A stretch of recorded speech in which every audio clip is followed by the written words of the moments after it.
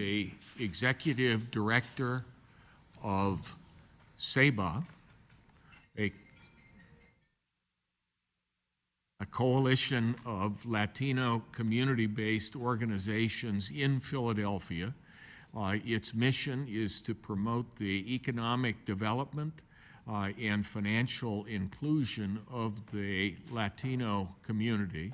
And Mr. Gonzalez, too, is a repeat witness, someone whose earlier testimony led us to believe that he would have value to contribute as we move to this next stage of our work looking at the Voting Rights Act. So welcome, sir. Mm-hmm.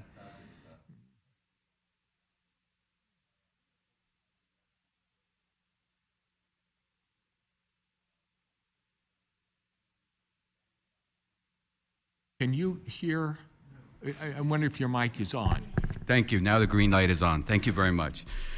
We invited you because we want to hear from you. Thank you. Thank you. Again, thank you for giving us the opportunity to expand on our previous testimony about the growth of the Hispanic community in Pennsylvania. The importance of the Hispanic community to the Commonwealth cannot be overstated. Growth in the Hispanic population far outpaced that of the whole state and successfully offset the declines in population of other groups in the Commonwealth.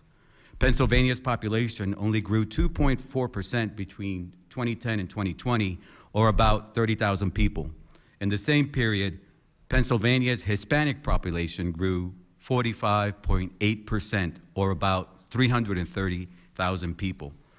In other words, the Latino share of total population change in Pennsylvania was 110%. Pennsylvania's 1.05 million Hispanic community constitutes 8.1% of the population of the Keystone State. Of the 12 states in the United States with at least 1 million Hispanics, Pennsylvania saw the fastest population growth during the last decade, according to the Pew Research Center. If you could please show the next slide. Thank you. Hispanic population growth fueled increases in population in many municipalities in eastern Pennsylvania. For example, the total population of Philadelphia went up 5% thanks to 25.6% of Hispanic population growth. In Allentown, the total population went up 6.6% thanks to 30.9% Hispanic population growth. You can see from the slide other communities who experienced growth thanks to the growth in the Latino community. You can highlight Hazleton with a total population growth of 28.4% thanks to an 85% Hispanic population growth. Hispanic population growth was important for Harrisburg. Pennsylvania's capital city only grew by 571 people in 2020's census. That's only 1.1%. Yet its Hispanic population grew by 1,983 people, 22.2%. In other words, the Hispanic population of Harrisburg accounted for 340% of the city's growth in population. In Scranton, the positive impact of the Hispanic population on the total population growth of the electric city was 15-fold. Scranton's total population grew by only 239 people in the 2020 census. In the same period, the Hispanic population of Scranton increased by 3,766 people. That's 50% growth in the Latino community of that city. If you could go to the next slide, please. This particular slide shows the municipalities with the largest Hispanic population in Pennsylvania, topped by Philadelphia with 235,758 people. And you can see all the way down to Coatesville with 3,765. There's more. But highlights are Allentown, Reading, Bethlehem, Lancaster, Hazleton, New York. If you could please go to the next slide. The municipalities with the highest percent of Hispanics, minimum of at least 1,000 Hispanics in those municipalities, Tops is Reading with 67%, Hazleton 58.4%, and on you go down to, you see Kennett Square at 39.1%, York at 33.7%, Wilkes-Barre 21%, just some of the highlights. If you go to the next slide, please. The 2020 census showed the following counties as top in Hispanic population. Again, this is just total population of Hispanics. Philadelphia with 235,758, and you can see down 15 bullets down, Lebanon County with 20,348. Northampton County, 44,597. Monroe, 28,558. If you could go, please, to the next slide. The counties with the highest percent of Hispanics relative to their total population are, the tops is Lehigh County with 25.9%. And you can see all the way down to York at 8.6%. Highlights, Philadelphia is 14.9%. Northampton County, 14.3%. Dauphin County, 10.9%. The next slide, please. The counties that had the largest percent increase in the Hispanic share of their population between 2010 and 2020, this list is interesting because if you look at Cameron County, with only had an increase of 67 people, their Hispanic share of the population grew 352.6%. But you could see with Lackawanna County, for example, a 71% increase because of 7,585 Hispanics. Allegheny County, 80% increase, 15,255. These numbers show the impact of the growth in that the Hispanic population was felt in every corner of the Commonwealth. The Hispanic communities in our Commonwealth are communities of interest. They are self-defined groups of people who share bilingual and bicultural characteristics, have their own culturally and linguistically appropriate civic organizations, churches, schools, business corridors, social institutions, and radio stations. They share common interests and mostly live in compact footprints without geographic barriers. If you go to the next slide, please. We urge you to draw legislative districts that take into account the streets, neighborhoods, and important hubs that make Hispanic communities unique.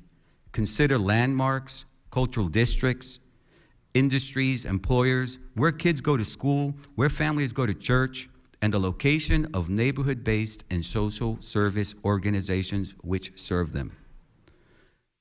I want to make sure that I make this point. Ensuring Hispanic civic engagement through voting and strong working relationships with their elected officials will bolster the economic power and global competitiveness of Pennsylvania. Between 2010 and 2020, Hispanic buying power in Pennsylvania grew to 10th among the states with the fastest growth in the Hispanic market, according to the Selig Center for Economic Growth of the University of Georgia. Hispanic buying power increased substantially over the last 30 years in our country. Hispanic buying power accounted for 11.1% of U.S. buying power in 2020, up from only 5% in 1990. The same report found that the Hispanic market is the largest minority market in the U.S. and continues to expand briskly. Hispanic spending power in the country grew to $1.9 trillion in 2020, an increase of 87% from 2020. This $1.9 trillion in Hispanic spending power is larger than the GDP of Italy and slightly smaller than the GDP of France. Hispanics are also helping Pennsylvania's vitality.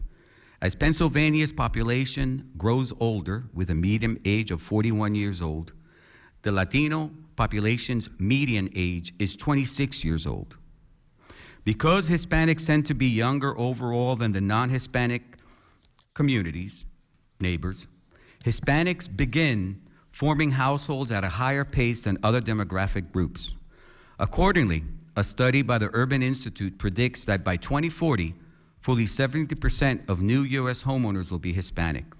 The 2020 State of Hispanic Homeownership report from the National Association of Hispanic Real Estate Professionals found that Hispanics now have a 48 to 49% rate of homeownership, up from 47.5% in 2019. In Pennsylvania, the Hispanic homeownership rate is 42.8%. The economic power of Hispanics in Pennsylvania is also manifested in its potential for future growth. Pennsylvania has a large and young Hispanic population that continues to grow. While 8% of the overall population of the Commonwealth is Hispanic, 12% of students in K-12 education are Hispanic. Next slide, please. Hispanic enrollment in our Commonwealth school districts is poised to make Pennsylvania stronger. The school districts with the highest Hispanic enrollment are, you can see Reading at 80.7%, Allentown at 71%, Harrisburg at 35%, Philadelphia with 21%, Pittsburgh only at 3% today, but it'll get there. The strength of Hispanic students in Pennsylvania transcends K-12 education.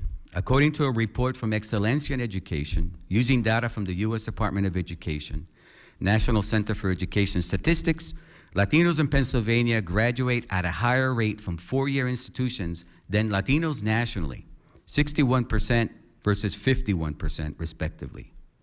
If you could go back to the slide, the previous slide, thank you. There are many more manifestations of the positive impact on Pennsylvania by its Hispanic communities and their potential to keep the Keystone State growing.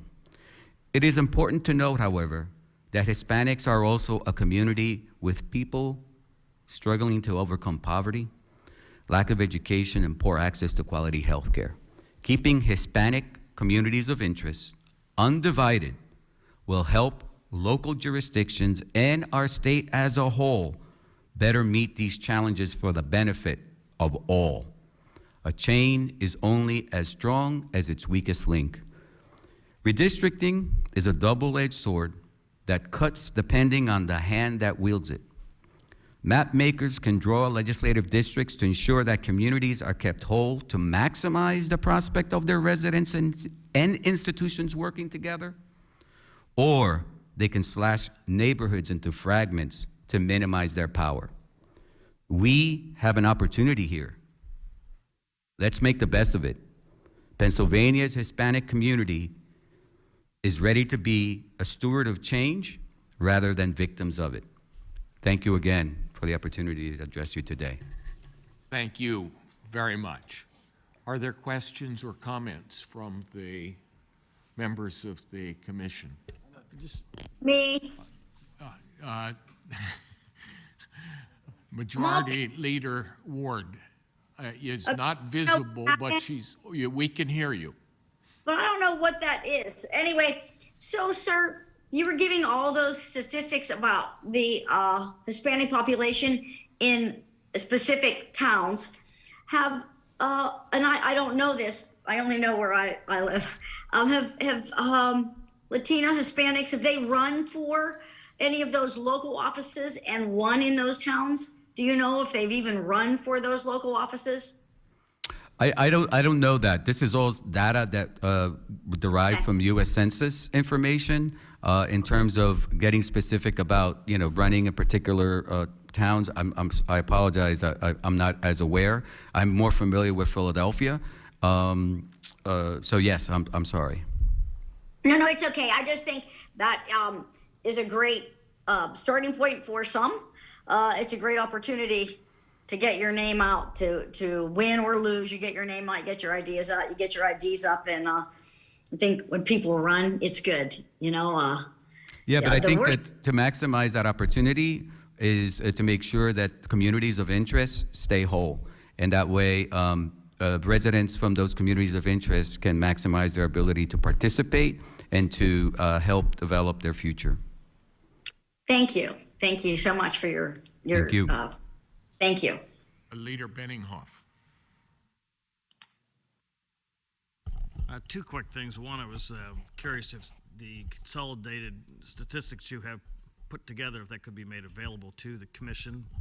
I thought you did a nice job with that. And Thank as you. the good senator to my left and I were trying to express our electronic prowess and take pictures off the screen, I'm not sure how they're going to look when they're done. So you can provide that to us. I think that would be helpful. The only other question I had, you were talking about some really good information. I was curious about did you say much as far as voter activity amongst those populations? I mean, that's some pretty significant growth in those areas. I was just curious if you saw proportionate participation in voting at the same time. That takes a further study. Obviously, the census data is easier to work with. Voting data is more localized, so that's, the comments by Mr. Martinez, very specific to Allentown, were apropos. He's very familiar with it. To go deeper into each community would take some work, and that's why one of the hallmarks in a process like this is to ensure that people from those communities participate, so that they can bring up those specific things. Thank you. I just didn't know Thank if you. you had already extrapolated. That would be helpful to have. Thank you, Mr. Chairman. Thank you, sir. Yes, Representative Bradford.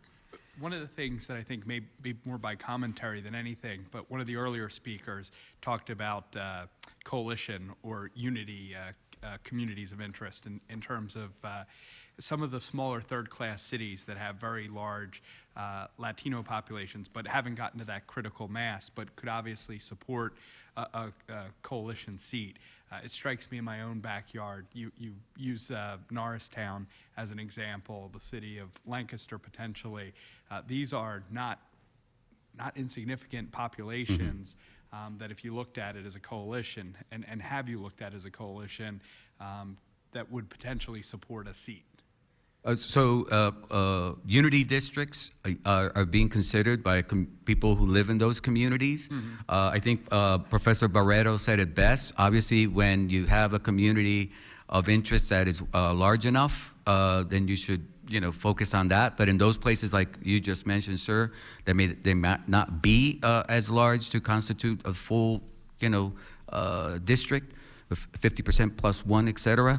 Those communities, community by community, making decisions about unity districts. Thank you. Senator Costa. Thank you very much for your testimony and the statistics you showed us. But I think a couple things you pointed out that I thought were really helpful to your collective cause. You referred to it a couple times as communities of interest. And I think that's really important where we are today. The previous folks have talked about percentages of Allentown or percentage of Lancaster or whatever. While those are important, when you talk to me, at least anyhow, what I hear is when you talk about the business community, when you talk about the churches, when you talk about community centers and things of that nature, as being part of a community, that, in my view, lends weight to this argument that we need to be looking along the lines of folks are talking about. So I appreciate you raising it in that context, because I just think that that's a variable or a factor that we have to look at as well, aside from the numbers themselves. So thank you. No, I appreciate your comment. I think it's very important that we want to keep communities together to take advantage of opportunities and to be involved in addressing challenges. Thank you. Thank you again for all that you contributed this time and the last time, and you made a distinctive contribution this afternoon. You showed that this commission is bipartisan even in its technological deficiencies. As Leader Benninghoff and Senator Costa were trying to take snapshots of the screen, but we'll get those numbers to them between us. Thank you. Have a good day. Thank you very, very much.